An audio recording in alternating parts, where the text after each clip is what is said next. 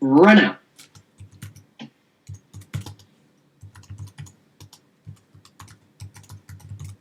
Wait, the stream is live? Should be. Is it on YouTube or Twitch? Should be on YouTube.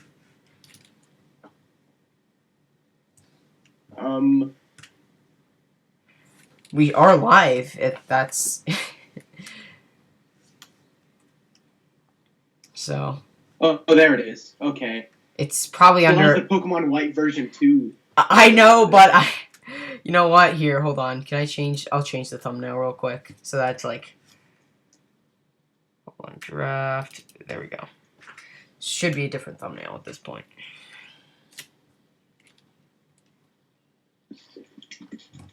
Okay, so we are live. Cutting it really, really close, but we are live with the CSL Season 8 draft live stream with James Sanity. Hello. And Drew, aka Marionette. Don't know if he's here. He left like 5 minutes ago, but I don't know if he'll be back. He'll probably be back. I'm here. Okay, he's here. He's here. All right, never mind. I'm sorry. I was actually talking for a while, and I just did the stupid thing. I didn't unmute my mic. Okay. Well, anyway, he's here, and we are here, and we already have the first pick because we cut it really close. Dubstep Penguin and his Washington Weavile. There it is. Picked up Mega Mawile. So, any thoughts on that, Drew? That's no surprise. I think it's just a really hype mon now that it's allowed. There isn't really any restrictions on it. They're originally gonna get rid of freaking intimidate, but now it's just do whatever you want. But like I said, I had the thing on the WordPress talking about it. It does have a lot of coverage, a lot of tech things like stealth rocks, etc. Yeah, great stab too. Steel Fairy's an amazing type in my opinion. I think it's one of the best defensive types, but anyway, let's see. Jatun. Yeah, it's Celesteela. Alright, yeah, so the Vancouver Golducks and Jatun are going to pick up Celesteela as their A1 pick.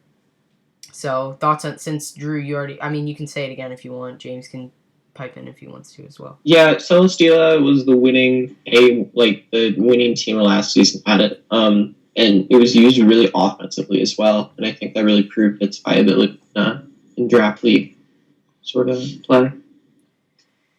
Yeah, it's an amazing mon in my opinion. Steel Flying is a great type, as we've seen from Skarmory. Yeah, it has good coverage as well, and you really don't know what it's going to bring. You can run like offensive, leechy defensive. Thoughts on that, James? My thoughts are the next pick just rolled in. Huron Black is picked up by the BC Bastiodons at King BC. All right, so what do you think about that?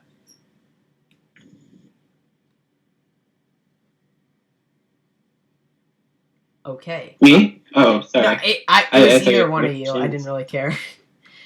Terrible is cool. Its stats are cool. 170 attack is nice. It can be run defensively as well. I think BC will like it. Yeah, I really like Huron Black. James, since you just wanna thoughts on that Huron Black? I personally like it. It's a really Huron Black is nice. It can even though with its 170 attack stat, it often isn't even run physically. It can often be seen with like a Choice Specs or Choice Scarf set. Yeah. So I don't think of it as the most versatile Pokemon, but it certainly is very powerful in what it does. Yeah, the reason it's an A is really just because it doesn't have any good, reliable physical Ice Stab other than Freeze Shock, which now with Z moves can be utilized, and Power Herb too if you want to run that. But I don't know, we've seen Freeze Shocks before, so I don't know. It's interesting mon to say the least. Like you said, not that versatile, but it gets what it needs. You know, like Earth Power, things like that. Just in general has good stuff. And there we go. So Avdip and the Calgary Hydro Cannons are going to pick up Magearna, which that is a stunning pick because Magearna is an amazing mon. Yeah, for sure. It essentially has the ability Moxie, but for special attacker. Friggin' special attack. That's what it's called. I think it's pretty cool. Yeah, a lot of coverage too. Great typing. I find it really interesting. The past 3 or 4 mons are steel types. Yeah, and Steel Fairy are 2 of them too. So it's like. Yeah. I mean, we have gotten some really good steel types in Sun and Moon. This is true. But Magearna, great coverage, gets momentum in Volt Switch, which I think is amazing.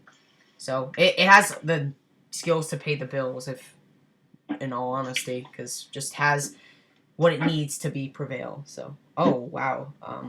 The next pick is Gliscor from the Charleston Kinglers.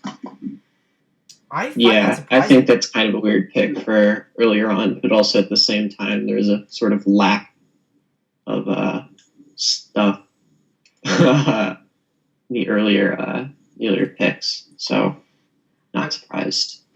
I mean, Gliscor is not a bad mon by any sense of the word. No, it's not. I think in Season 6, he was like 3rd best mon or something. He just has to get it quartered the right way. I know in Season 7, just the Pyro had Gliscor, and there were just random ice beams and Ices flying everywhere. So that's just something you gotta be careful of. Yeah, especially with Gen 7 being a really like weird meta, because it just kind of seems like a lot of people like running just really deep sets. Just a lot more diversity when it comes to sets, and a lot less standard. But anyway. Yeah, for sure. An immediate pick from Todd of the Chicago Buffalots is Latios. What do you guys think about Latios?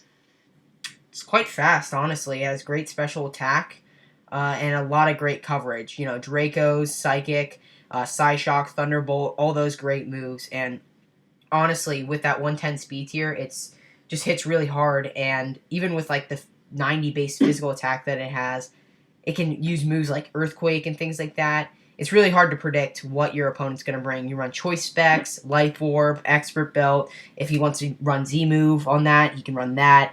Honestly, Latios is just a really diverse mon and is a great one too, and it even has some bulk to go along with it. So, Drew, any thoughts on Latios, I guess?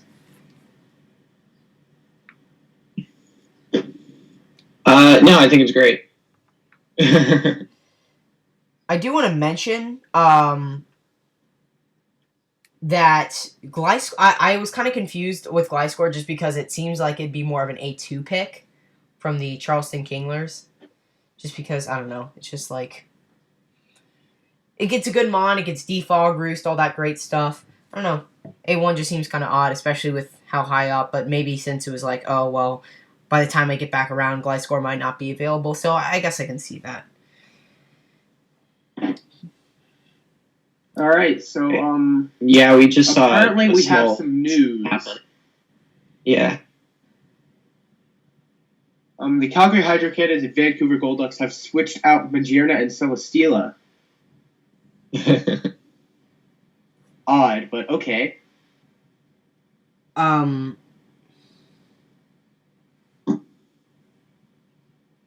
right, it's all good. People are worried about Obda having control of the beast again, but it's no big deal. It's a big deal when you're a player. Whatever. Yeah, it's not the biggest deal. I mean, things happen. But Magearna is now in Jatun's hands, and now we have the San Diego Espers pick being Garchomp, which is an amazing mon, and surprising that neither Mega or regular Garchomp went last season, being an amazing, fast, 102 base speed, huge hitting attacker, being able to run defensively, offensively, great ability with rough skin, great typing, does have that 4 times weakness to ice, but honestly, it's just a great mon. And oh my god, we got this thing back in the hands. Victini's a god. Back in the King's hands. Yeah, so I had Victini last season. It didn't do as well for me as I wanted it to, but it did do what I needed it to. Just because, honestly, in this metagame, I really wanted to run Z-Move, but it's just so hard to do that. because it just doesn't have, like, it doesn't need Z move. It's really all I'm saying, because it just has the coverage it needs. It doesn't really need Z move. It kind of just gives that little bit of extra bit of it, but little bit of extra like diversity. But anyway, moving on. Tampa Tyranitar picking up Tapu Koko as their A1 pick. Thoughts on Tapu Koko? Tapu Koko is cool. I think it's good in itself, especially like on the OU ladder, but it's limiting in its coverage for draft leagues. We saw last season it was kind of limited to the same sort of move set. I think it ran like Calm Mind once, but other than that, it was usually just Specs or Life Orb or something. Yeah. Pivoter. Which, to be fair, it's a great pivoter and it's a great mixed attacker. And Electric Surge is a great ability, just like versatility isn't there. Yeah, I understand. Because, like, you know, like, it gets like Brave Bird. Everyone knows that it gets Brave Bird because it's like, oh yeah, if you have a flying type weakness, you can't just, like, you know, say your Pokemon that would wall Tapu Koko is weak to flying, you're not going to switch it in on Tapu Koko because you know that it might Brave Bird or something along those lines. So it's like, it doesn't have the element of surprise as a lot of diverse mons have, but, you know, it's what it gets what it needs. It's fast. It's a great pivoter, as you said, and honestly, it's just a great electric type. There isn't many electric types in the tier, so yeah, for sure. But anyway, all right. So we skipped a few picks. I just want to make this clear real quick. The LA Rush Rams have Jirachi franchised, and the Westerville Whalelords have Tapu Bulu franchised. So we just skipped both of them. And Nefertum and his NJ Flabébé just picked up Mega Manectric. Like I said, good pivoter. Same deal with Tapu Koko, though, in terms of freaking, what's it called? Pivoting. So, yeah, it doesn't have that much coverage, but anyway. Yeah, coverage-wise, it kind of lacks at the same time. Though, it does have fire moves. Koko doesn't get that. So. Anyway. I'll get Dragonite, though. Yeah, so I picked my first A1 pick, and I picked Dragonite. Now, personally, I love Dragonite. It is one of the most underrated mons, as being said, in the Draft League format, because especially with Z-moves now, you do not know what this thing is going to run. A lot of people don't know. It is great special attack. Dragon Dance makes this thing very versatile. It gets agility, so you don't even need to run Dragon Dance if you want to boost that mediocre speed. So it's like, what more do you need? I don't know. I like Dragonite. But anyway, next up we have Adversify with the Miami Heat Wars. Picking up Mew. Mew is pretty self-explanatory. Gets pretty much every move. So it's quite a good mon, you know. Gets a lot of moves. That's really all I can say. It's pretty bulky. But yeah, so anyway. One of you two want to announce the next pick, just because I feel like I've been kind of talking for too long. All right. Latios for the Detroit Power Roar, a.k.a. Swoops. Going in the first round as well as Latios. And it's pretty much self-explanatory, honestly. Yeah, pretty much like Latios, bulkier. Gets pretty much the same coverage. Less powerful, but it's bulkier. So honestly, I like Latios. I think it's a great pick, and I know I have a feeling I know what Swoops is going to be doing with that Latios, but I'll save that for what she actually does her, draft and all that stuff. But it's a great mon, bulky, so not much to say. Let's see. I'm trying to think. The next pick is Landorus Therian on the Los Angeles Critras. God, this A1 is going so fast, especially with franchises. I love it. That's actually that's it. Yeah, that's literally it. Yeah, that's what I was saying. Great. But yeah, Landorus Therian, very diverse mon, especially with Z moves. It can be a setup mon, even though it's not normally run, especially defensively. It's great. Offensively, a pivot. Just a lot of ways you can run Landorus Therian. Great mon, and I expected it to go A1 or A2. So, you know, it's a great mon, and yeah, it's just good. Rylai's utilized it very well last season in Season 7. So, anyway. Yeah. All right. Well, with that A1, I think that's good. Yeah. So I think we're gonna take a break. Okay. All right. This is the best opportunity to talk about who do you think had the best A1 pick or A1 franchise. Okay. Personally, Abda. Personally, I like Celesteela, but I don't know if I can say it's my favorite. It's definitely up there. I think it's probably vying with me, probably being Mega Mawile, just because we haven't seen it in Draft League format in so long. And Dub being first just utilized that so well.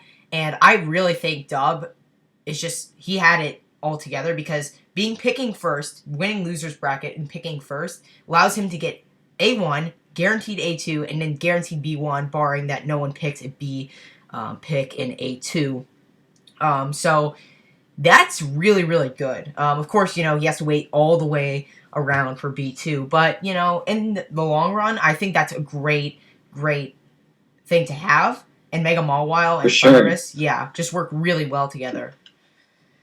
All right, I'm gonna transfer to Akeem because I don't know what's going on, but I'm being told to transfer to Akeem.